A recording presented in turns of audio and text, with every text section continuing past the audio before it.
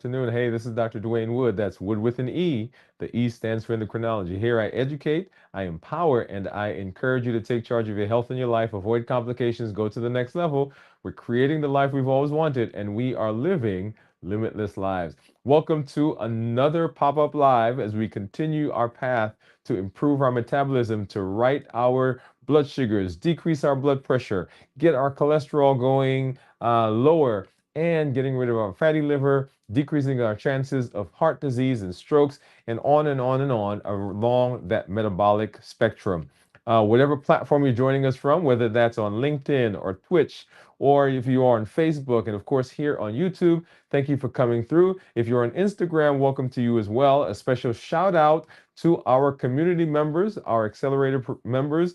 Thank you for coming by and hanging out with us. If you are watching because you saw our content at your church, at your doctor's office, you saw us at one of the recent health fairs that we've been doing, I welcome you and thank you for coming through. Special shout out to our folks from Atlanta Berean, from Riverside Chapel in Nashville, and of course our folks at Magazine Street in Louisville. Thank you for being here and thank you for hanging out.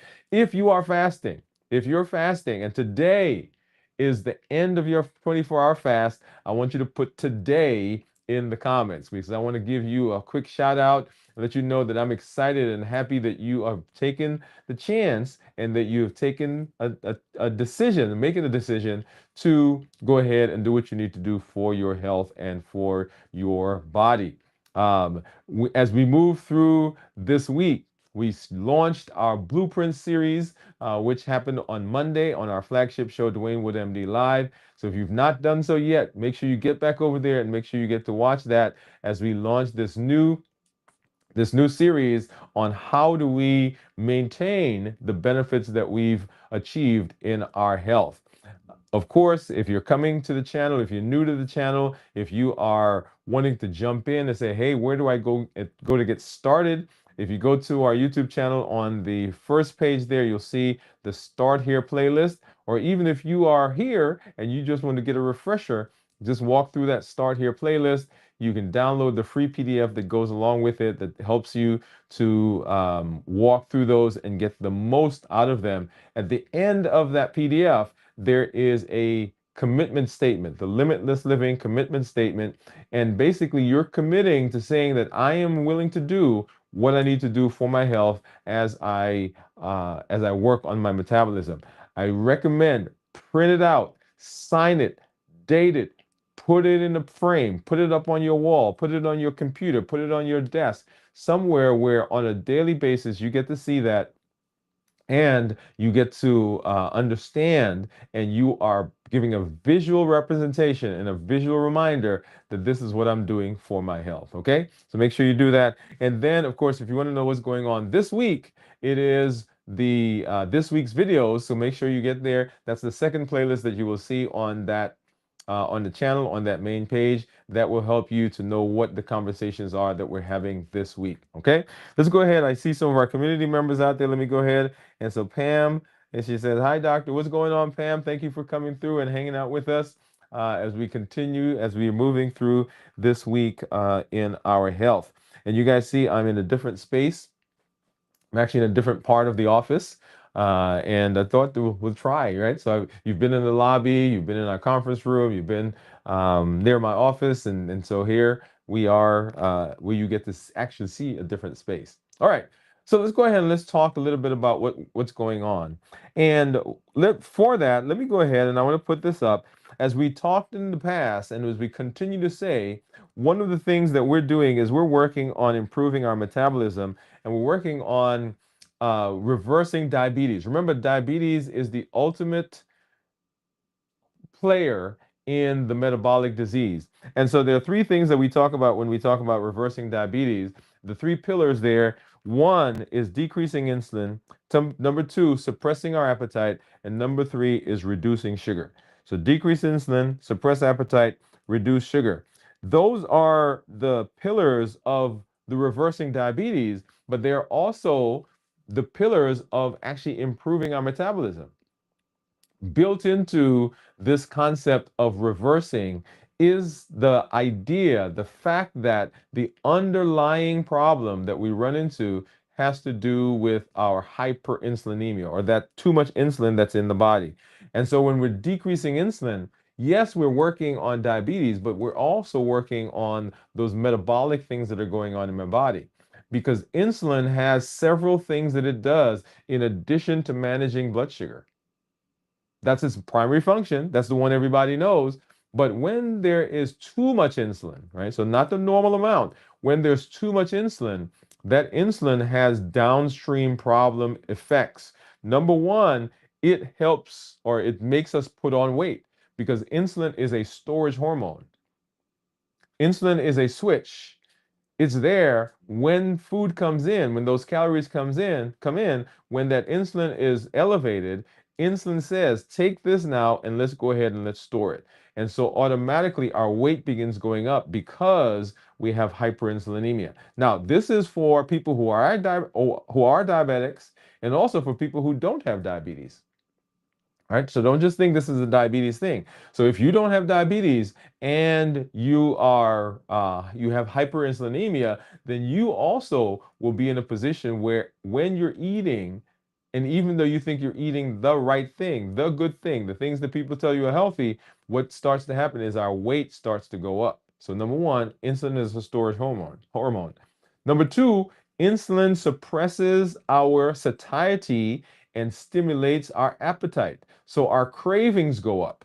So not only are we putting on weight because of the insulin, but we now also have an appetite that is super stimulated because the insulin is there. So hyperinsulinemia. Remember, normal insulin is normal, is good, but when insulin gets too high, then it causes problems for us.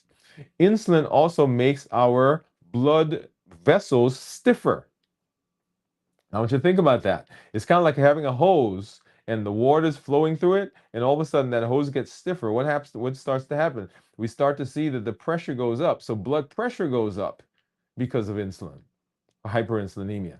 So now we have weight that's gone up. We have our appetite that's stimulated.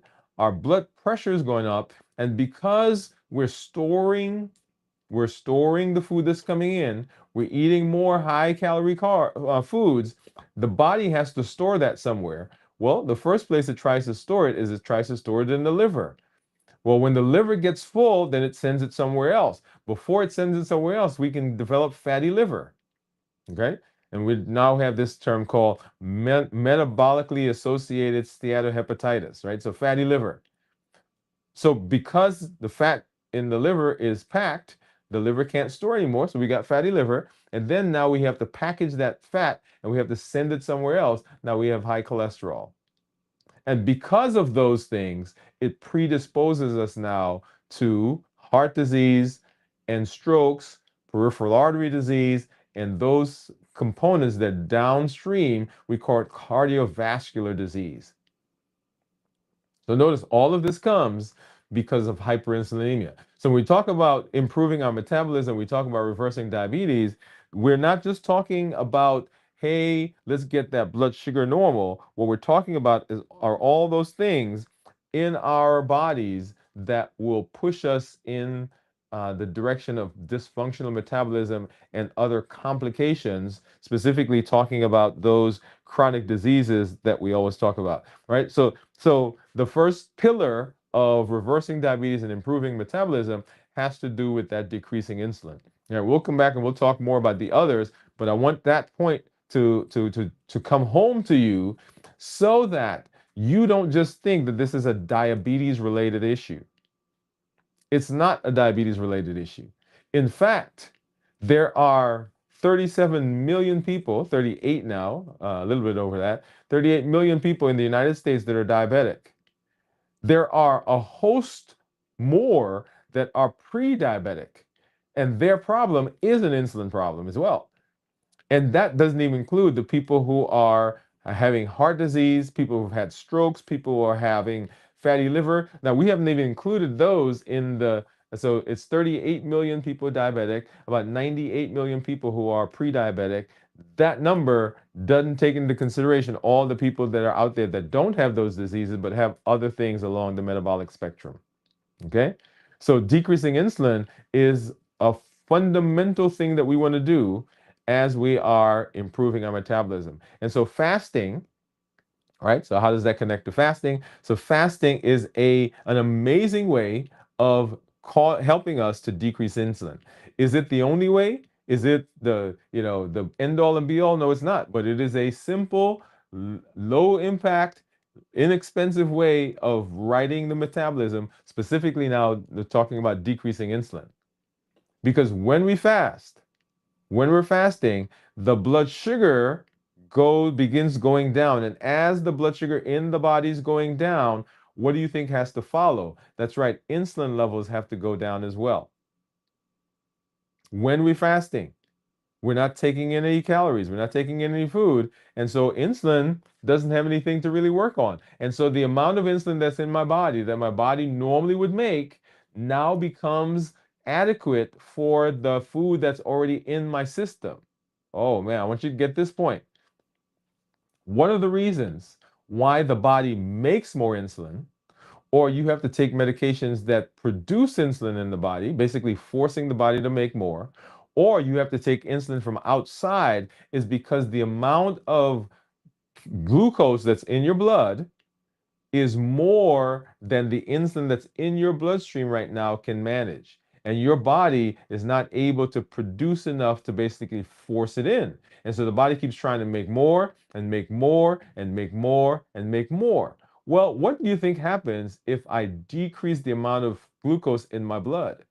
Well, all of a sudden, the amount of insulin that my body normally makes becomes adequate for the insulin that or the food that I'm eating, or the calories that are there. So, and sugar. So, if I'm decreasing the sugar in my blood, at some point, at some point, the amount of sugar that's in my blood matches the amount of insulin that my body's making. And right there is where the sweet spot is. The difference, or the issue with diabetes, is that there is a mismatch between the blood sugar and what the body's doing in terms of insulin. The issue with prediabetes is that as the body becomes less and less able to manage sugar with the amount of insulin that you make, then your body makes more insulin and more insulin and more insulin and more insulin. And so we've just talked about at least 3 or 4 different things that happens as we have hyperinsulinemia, right? So we have increased weight, we have increased appetite and cravings, we have high blood pressure, we have fatty liver, we have high cholesterol, and then we have heart disease, strokes, peripheral artery disease, and all those things are down along the spectrum of metabolism or metabolic dysfunction. Okay, so those are all things that come directly because the insulin level in our body is elevated. And so fasting is a way, it is a mechanism, it is a tool that we can use to begin reversing that entire process. And so, why do we fast? We fast because what we're essentially doing is we're essentially making our body, number one, we're making our body more insulin sensitive, meaning that the amount of insulin my body normally makes is appropriate for the sugar that's there. Now, I have a lot of people who ask me about natural ways to lower blood sugar. I'm gonna pause because I want you to process this for yourself. Natural ways to lower blood sugar. What do you think what do you think is a natural way to lower blood sugar? How about not putting anything in that creates blood sugar? Number one, right? And that is fasting. People ask me, how do I sensitize my body to insulin? We've just said that when we fast, the amount of insulin that my body makes all of a sudden gets closer to approximating what my body needs. So I no longer have to produce too much insulin. I don't have to take medications that force my body to make insulin, and I don't have to take insulin from outside. All of that comes through the process of fasting. All of that is free. Oh man, you know, free, free, free, free, free. It's free. It doesn't cost anything. You don't have to go buy anything to fast. You don't have to go any special place to fast. You don't have to change up how you eat when you fast because we're not eating when we're fasting. And so fasting is a simple, inexpensive, uncomplicated tool that you can use that will help you improve your metabolism. That's why we fast. That's why we do the things that we do here in this space. That's why we talk about insulin and how that insulin can affect our bodies. When I talk to patients, one of the very first things that I talk to them about is the concept of the sugar and food in their body, how that relates to what they do in the rest of their lives. And one of the very first things that I do when we're talking about, okay, now we've got some better blood sugars, our A1C is down, the very first thing that we start talking about is how do we de-escalate the amount of insulin that you're on? First, if you're on insulin, how do we get you down as low as possible and get you off? How do we decrease the medications you're taking that are forcing your body to produce insulin? And then, how do we decrease the amount of insulin your body normally produces based on the things you're eating? Notice the flow. It's always how do we lower insulin? I'm pausing because I want that to sink in. I want you to get that. Insulin, insulin, insulin is the issue. And so as we talk about reversing diabetes, as we talk about improving our health, as we talk about decreasing our progression to cardiovascular diseases, we want to make sure that we're addressing this fundamental issue that occurs in our lives. It's not about all of the things that we sometimes think. And I want to be cautious as I say this. It's not that all the other things that we talk about is not important, right? Yes, we want to make sure that you are taking your medications on time. We want to make sure that you are exercising. We want to make sure that you're resting. We want to make sure that you're all of those. But you know what they all in this space have in common? They all are mechanisms by which we can begin lowering our insulin. It is an insulin issue. If we can address insulin, if we can address the hyperinsulinemia, then a lot of the downstream issues that we run into will begin improving. Okay. Now there are lots of places that you can go and lots of things that you can do that will help with the lowering your insulin. Okay. As I said, hence fasting is not the panacea. But if you're looking for a low cost, mhm, mhm, simple, something you can do anywhere, anytime, why not try fasting? Right? You can do that right where you are right now. And aside from some people who may have some specific reasons why they can't fast, you know, their doctor has said to them, hey, you can't do this, or they're on medications, then everyone else should be able to fast. And I recommend that everybody begins fasting at least a 24-hour period once a week. 24-hour period once a week. It takes about 24 to 36 hours for your body to use up the glycogen that's in the liver. So that's the reason for that period. And that is a start. If you have other metabolic dysfunctions, then you may need to fast longer. As you know, I do a 72-hour fast once a week. And I do that because there are some metabolic issues that I have created based on my history, and I am reversing those. We spent some time with my ophthalmologist recently and got good news about where we are as a result, as a direct result of the lifestyle that we are currently living. The blueprint is there. It's not about doing everything. It's about, okay, what is the blueprint? What is the path that we're on right now?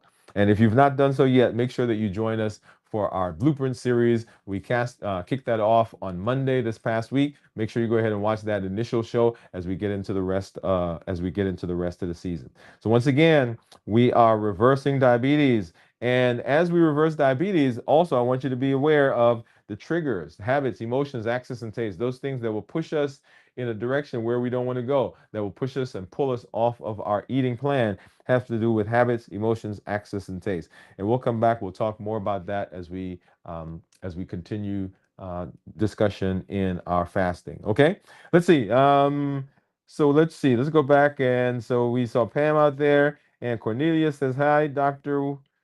Wood, uh, and Pam, and let's see.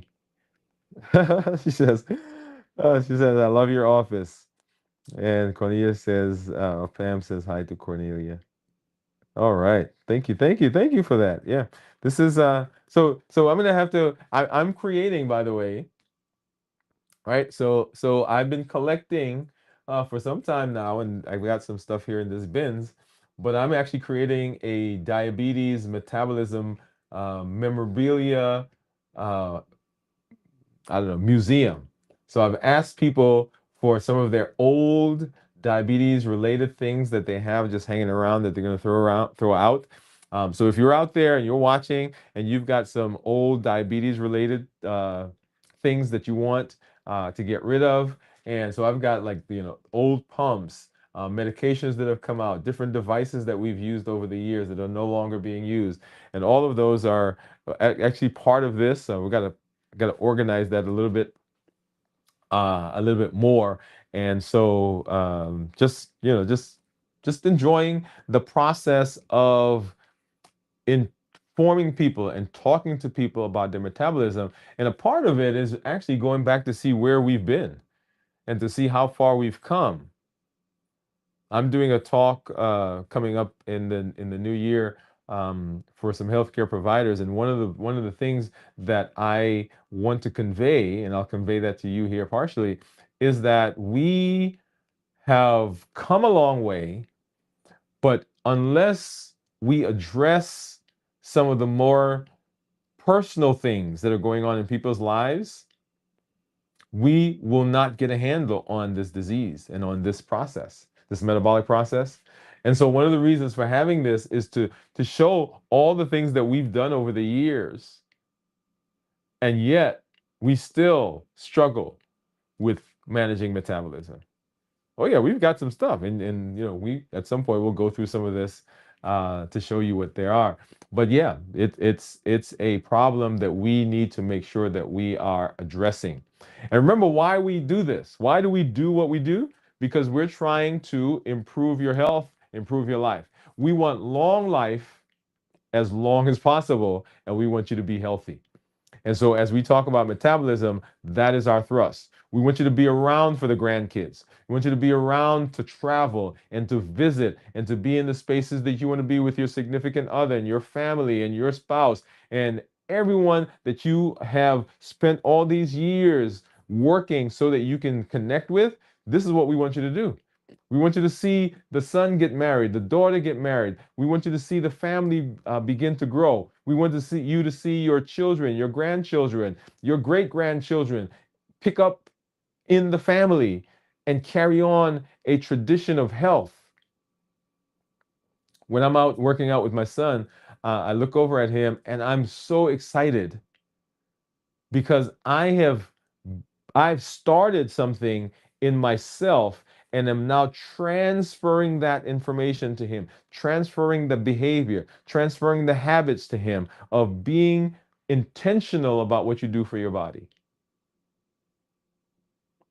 And so anyway, that's a whole nother conversation. But we'll spend more time talking about that. Once again, if you are ending your fast today, congratulations to you. Yay, yay, yay, yay, yay. If you're starting your fast today and getting into tomorrow, we look forward to hanging out with you as we continue into the fast. I'm now 48 hours into the fast. Come back tonight. We will do our check-in at 56 hours. Tomorrow, on our show, when we do our check-in, we'll talk about how to prepare for the fast, how to get through the fast, and of course, how to break the fast. You get to see what I eat for the first time in 72 hours as we go through that process. On Saturday night, we'll have video from the vault at 9 p.m. Central. Sunday morning, This Week in Review, 6 a.m. Central, right here on the channel. And then we'll be right back here on Monday for Dwain Woode MD Live as we continue our trek and talking about the new series, The Blueprints for Your Health. Hey, this is Dr. Dwain Woode. That's Wood with an E. The E stands for endocrinology. I educate, I empower, and I encourage you to take charge of your health and your life, avoid complications, go to the next level. We're creating the life we've always wanted, and we are living limitless lives. All right, everybody. We'll see you later. Have a great one as we move out. We'll see you in the community, and we'll see you on the show.